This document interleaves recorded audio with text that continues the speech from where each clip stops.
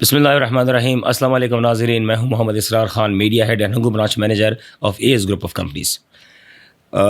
اپنے podcast کو ہم کنٹینیو کرتے ہیں. یہ تیسری ریکارڈنگ ہے جو ہم آپ کے لیے کر رہے ہیں, کیونکہ سی او صاحب کی مصروفیت اتنی زیادہ ہوتی ہے کہ وہ ایٹ اے ٹائم جو ہے نا پورے پوڈ کاسٹ کے لیے ٹائم نکال ہی نہیں پا رہے ہیں. لیکن پھر بھی انشاءاللہ یہ پوڈ کاسٹ کمپلیٹ کرنے کی کوشش کریں گے, اور جتنے بھی آپ کے سوالات ہیں ان سب کو جو ہے نا مطلب سی او صاحب کے سامنے انشاءاللہ میں رکھوں گا, تاکہ آپ تک جو ہے نا یہ بھی کہا جا سکتے ہیں کہ ان کے سوالات اتنے مشکل ہیں کہ ہم لوگ ان پہ ٹائم لے رہے ہیں. اچھا, اس میں یہ کہ سوالات کافی زیادہ ہے, اور میں نے آپ لوگوں سے پہلے ہی کہا تھا کہ سوال میں نے کسی کا بھی اسکپ نہیں کیا ہے, تو اس لیے جو ہے نا یہ چیز ٹائم لے رہی ہے. السلام علیکم اسلام بھائی. وعلیکم السلام. میں ڈائریکٹ سوالوں کی طرف آتا ہوں, کیونکہ پہلے بول چکے ہیں کہ سوال کافی زیادہ ہے. ڈاکٹر فیصل صاحب کے سوالات کو میں کنٹینیو کر رہا ہوں. ان کے تیسرے نمبر کا سوال ہے, چونکہ سرمایہ کاری شیئر ہولڈرز کے ذاتی اکاؤنٹس میں کی جاتی ہے, اس صورت میں کیا ضمانتیں موجود ہے؟ اگر کوئی شیئر ہولڈر چھوڑ دے یا دستیاب نہ ہو تو کیا دوسرے سرمایہ کاروں کی رقوم کی مکمل ذمہ داری لیں گے؟ شیئر ہولڈر سے مراد مطلب کہ جو انویسٹرز ہیں یا جو کمپنی کے آنرز ہیں؟ کمپنی کے آنرز. اچھا ٹھیک ہے, کیونکہ شیئر ہولڈرز جو انویسٹر ہمارے ساتھ انویسٹ کر لیتا ہے وہ بھی ایک قسم کا ایک شیئر ہولڈر ہی. ان کے کہنے کا یہ مطلب ہے کہ جب کمپنی میں انویسٹمنٹ ہوتی ہے تو وہ اماؤنٹ جو ٹاپ مینجمنٹ ہیں ان کے اکاؤنٹس میں جاتی ہے, تو پرسنل ہمارے اکاؤنٹس میں آتی ہیں. بالکل. اگر وہ دستیاب نہ ہو یا چھوڑ کے چلا جائے, یا دوسرے الفاظ میں جو کہنا چاہ رہے ہیں جو میں سمجھ رہا ہوں کہ بھاگ جائے, تو پھر جو ہے نا یہ باقی انویسٹرز جو ہیں وہ جو ہے نا اپنی رقوم کیسے جو ہے نا اس کو سیف پائیں گے؟ اس کے اوپر ہم لوگوں نے تقریباً شروع میں یہ ہماری ایک وہ تھی, کیا کہہ دیں کہ کمزوری ہی کہہ دیں کہ ہم نے اس چیز کو نہیں سمجھا تھا. جب شروع میں کمپنی سٹارٹ کی تھی اس وقت اس طرح کا کوئی آپشن نہیں ایڈ کیا ہوا تھا.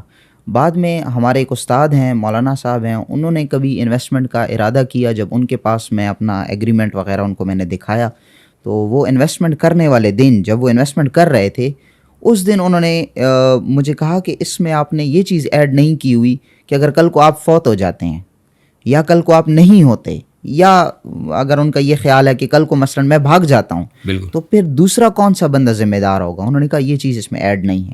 تو ادھر میں نے ادھر پین کے ساتھ اس ایگریمنٹ کے اوپر لکھ کے بلال بھائی کا نام لکھ دیا تھا. پھر انہوں نے کہا کہ اگر میں فوت ہو جاتا ہوں آپ یہ رقم کس کو دیں گے, میری کوئی وصیت آپ کے پاس کچھ ہونا چاہیے.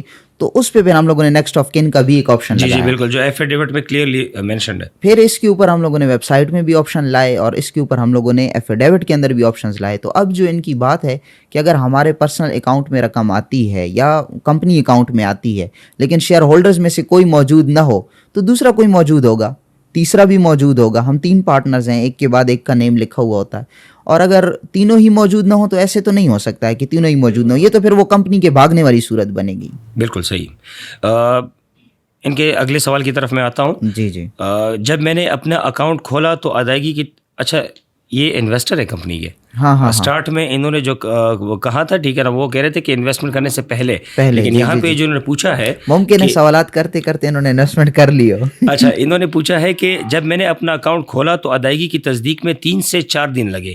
موجودہ آن لائن نظام کی دستیابی کے پیش نظر یہ عمل 24 گھنٹوں میں مکمل کیا جا سکتا ہے.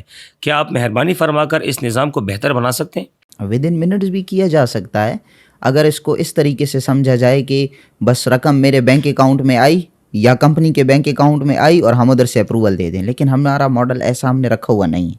ماڈل یہ ہے کہ جب رقم ہمارے پاس آ جاتی ہے تو اس کو کوشش کی جاتی ہے کہ اس کو کاروبار کے اندر جب ان کر دیا جائے تب اس کے اوپر پروفٹ لگانا سٹارٹ کیا جائے. ورنہ یہ تو ایسے ہوگا کہ ایک بندے نے رقم بھیج دی ہے, رقم اکاؤنٹ میں پڑی ہوئی ہے, اور میں نے اس کے اوپر اگر اس کو اپروول ملنا تو یہی ہوتا ہے کہ اس کے اوپر آج رات کا پروفٹ لگ جائے گا. تو اب پروفٹ لگنے کے لیے ضروری ہے کہ یہ رقم کسی نہ کسی کاروبار میں انٹر ہو جائے. تو کاروبار میں انٹری کے لیے ہم یہ 3 سے 4 دن لیتے ہیں. ٹھیک ہے جی. ان کا اگلا سوال یہ ہے کہ 6 ماہ کی مدت کمپنی کی طرف سے شرط ہے, لیکن کیا ایمرجنسی کی حالت میں 2 ماہ میں اپنی رقم نکال سکتا ہے؟ اگر نہیں تو کمپنی اس کا حل پیش کر سکتی ہے ایسی صورت میں؟ ان کا کہنے کا مطلب یہ ہے کہ جیسے ہماری 6 منتھ تک جو ہے کسٹمر بانڈ ہوتا ہے جب وہ انویسٹمنٹ کرتا ہے, لیکن اگر کسی کو ضرورت پڑ گئی اور وہ بھی ایمرجنسی کہا جائے تو 7 منتھس تک باؤنڈ ہوتا ہے. 6 منتھ جی ہاں بالکل, 1 منتھ پرائر نوٹس کا, جی 1 منتھ پرائر نوٹس کا بھی وہ باؤنڈ ہے. جی بالکل. تو ایمرجنسی کی صورت میں تو یہ بھی ہے اسرار بھائی کہ اب اگر کوئی بندہ یہ کہے کہ 7 ورکنگ ڈیز وڈرا کے ہیں, مجھے جلدی چاہیے, کوئی بندہ یہ کہے کہ جی 31 دن کیپٹل اماؤنٹ کے ہیں مجھے جلدی چاہیے، تو ہم اکثر کسٹمر سے یہ کہتے ہیں کہ آپ اپنی وہ ایمرجنسی والی رقم جو بہت ہر بندے نے کہ ایمرجنسی کے لیے کچھ رقم چھوڑی ہوتی ہے، بزنس کے لیے، اس کے لیے بزنس کے لیے نہیں، سوری بیماری کے لیے، بیماری ہو سکتی ہے، فوتگی ہو سکتی ہے. تو ہم یہ لوگوں سے کہتے ہیں کہ آپ وہ رقم انویسٹ نہ کریں تاکہ آپ کو کل کو مسائل نہ ہوں. یہ کمپنی ہے، یہ کوئی نہیں. احسن بھائی یہاں پہ دیکھیں، نہ تو بیماری کا کچھ پتہ لگتا ہے اور نہ ہی فوتگی کا کچھ پتہ لگتا ہے. وہ تو اینی ٹائم جب اللہ کی طرف سے جو نہ ہو سکتا ہے. اب ایک بندے نے آپ کے ساتھ انویسٹمنٹ کی ہے کاروبار کی غرض سے کہ میری جو سیونگ ہے وہ جو ہے نا کمپنی میں لگے اور مجھے اس کا پروفٹ ملے. دو قسم کی ہوتی ہے نا، کاروبار کی رقم الگ ہوتی ہے، ایمرجنسی کی رقم الگ ہوتی ہے. میں لوگوں سے کہتا ہوں کاروبار کی رقم انویسٹ کریں نا، ایمرجنسی کی رقم نہ انویسٹ کریں.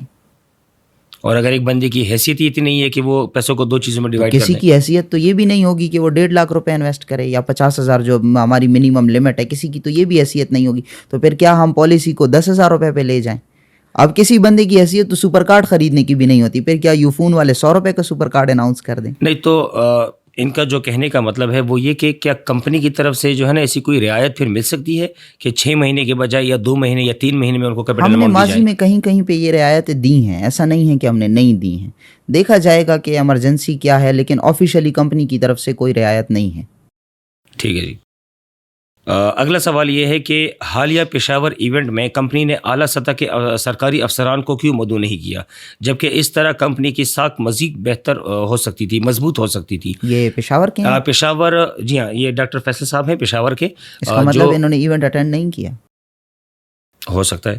آپ تو تھے ایونٹ میں تو اعلیٰ سطح کے افسران موجود تھے. بالکل. بہرحال میں بتاتا ہوں کون تھے، سوال آپ پورا کر لیں. جی وہ یہی ان کا سوال ہے.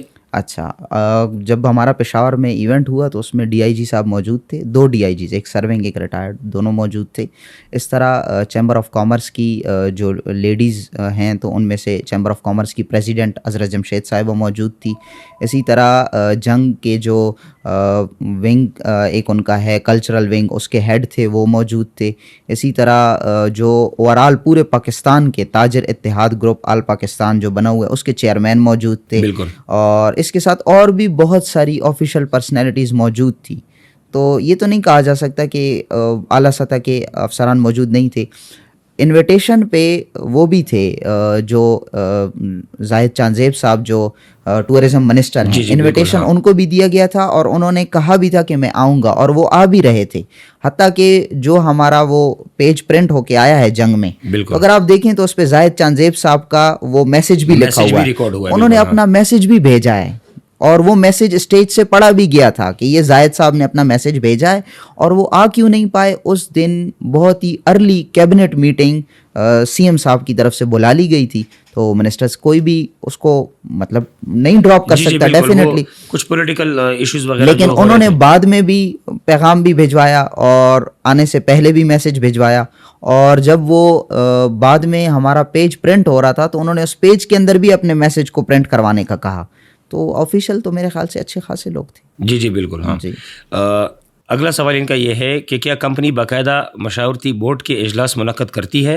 اگر نہیں تو میں مشورہ دیتا ہوں کہ ماہانہ اجلاس کا انعقاد کیا جائے اور اس میں تعلیمی ماہرین کا پینل بھی شامل کیا جائے. یہ اقدام کمپنی کی نیک نامی اور ساکھ کو بہت زیادہ بڑھا سکتی ہے. اس کا جواب ہے ہاں کرتی ہے. اچھا.